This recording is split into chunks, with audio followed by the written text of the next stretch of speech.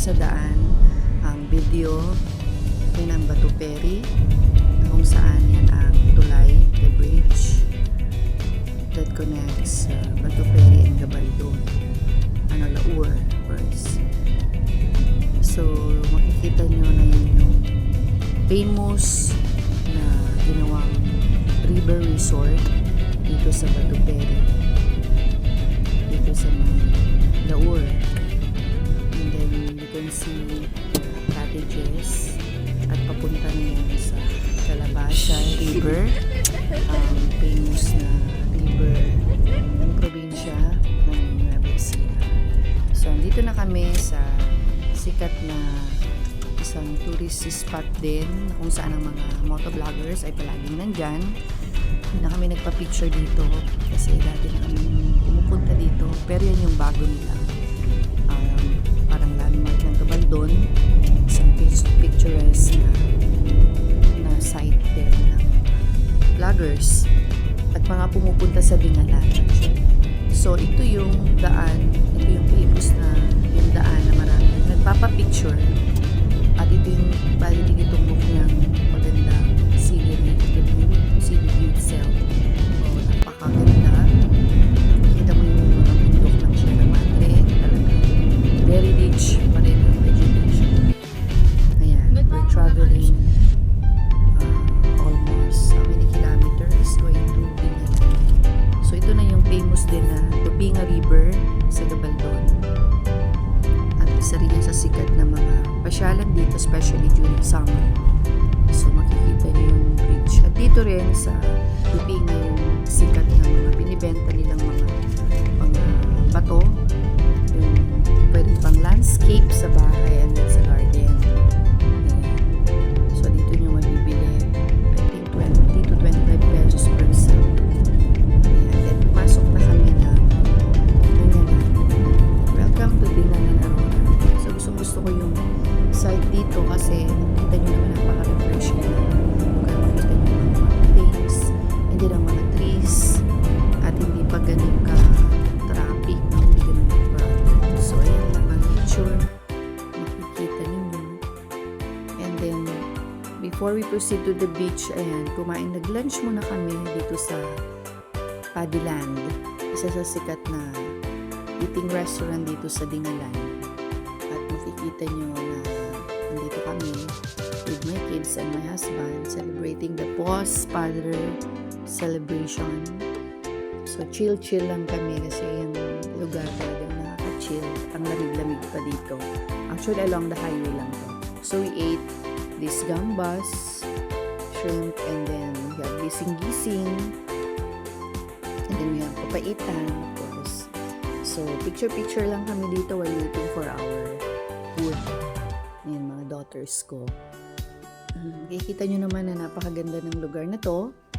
At pakita ko rin yung restaurant nila, then the prices. Ayan, ang menu nila, and then the prices, pwede ka nang mamili kaagad, and then you order. So iluluto nila, kaya very fresh and talaga bagong luto. And then we entered the Dingalan bridge, going to the beach na ito.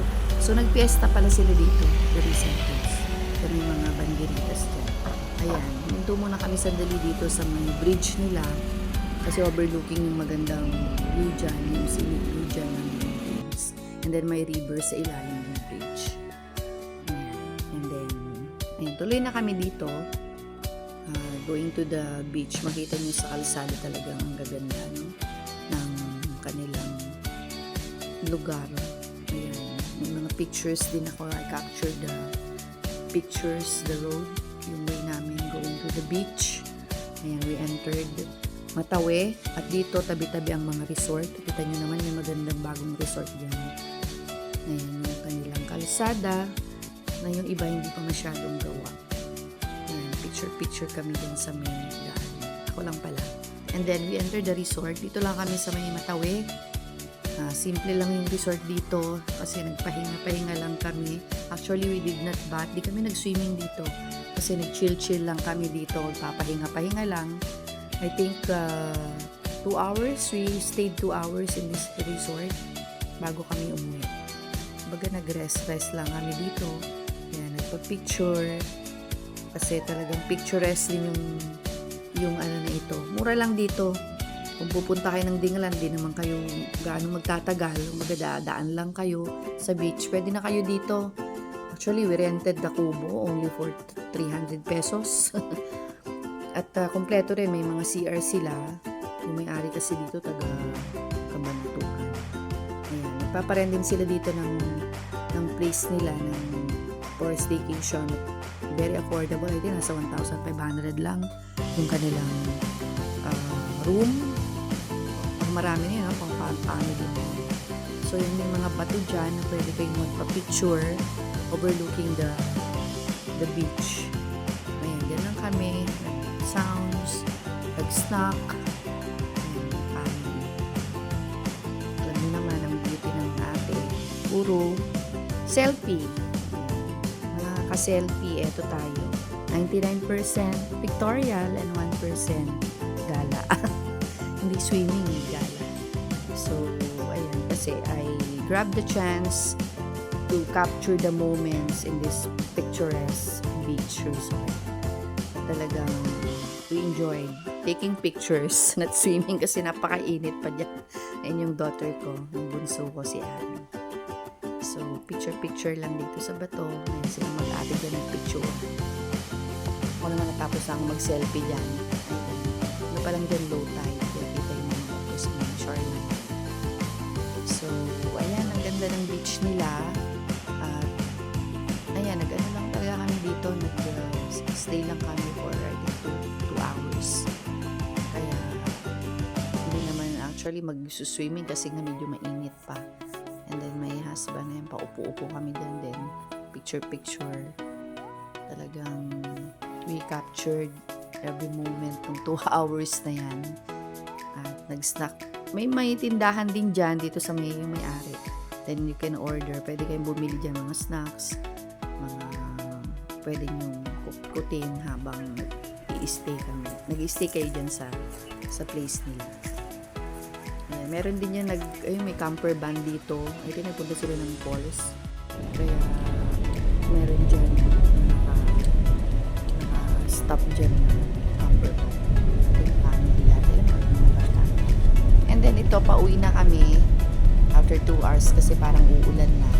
So, ayan, kinuha ko lang yung scene dito ng beach dito sa may kalsada kasi mataas ito, bridges yan. Ayan, kitang-kita dyan yung beach. Tapos ito yung sirang daan, hindi pa rin nagagawa. Pero okay naman, wag lang uulan kasi mahirap yung way dito sa may taas going to Matawe kasi medyo siya, muddy yan pagka umuulan. Kaya ito yung scenic view niya. Ayan yung daan, ayan yung bundok. At I don't know pero talagang pag umuulan dito ng malakas, ayun nga, naghihintayan yung bus dyan kasi medyo masikip yung daan. Napakanaro naman, parang ani. Kita nyo naman, ganda ng view. Yun ang tingnan yung daan. Yung view na lang. Ayan, with all the coconut trees and the beach itself. Wow, napakaraming beach resort na dito sa Matawe actually. Ang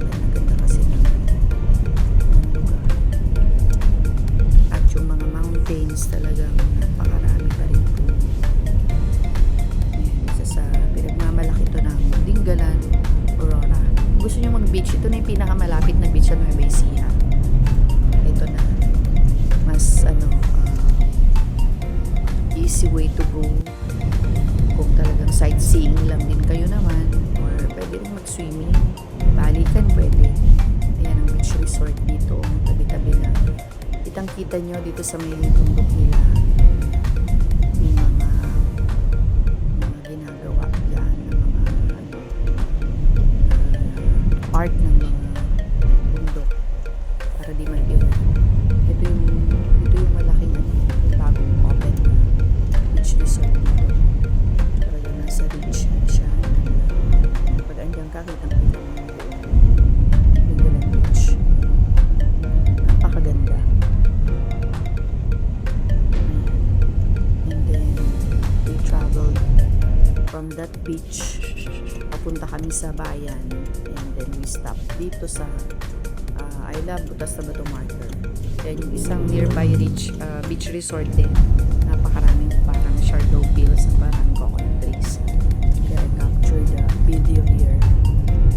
Papunta na kami dito na parang mini palengke, talipapa nila. Then I bought seafoods, mga fish, shrimps, squid. So, kasi syempre pag nag-travel ka dito, hindi pwede hindi ka bibilan kasi fresh yung seafoods dito. Kaya naghanap ako ng pako fern, vegetable pako. Wala eh. Ayan, and then I took the chance also, bumaba ako dito to capture this view sa taas ng bundok. So makikita mo dito maraming nag-i-stop dyan para magpa-picture. And then ayan na, I took this different pictures from the beach traveling back. So eto yung mga pictures ng dinaanan namin papunta at pauwi. Ayan. Yung butas na bato. Maraming resort dito. Ayan, isa sa mga resorts din sa Sampaguita Resort. Ayan yung puno ng coconut. Napakaganda ng Lingalan.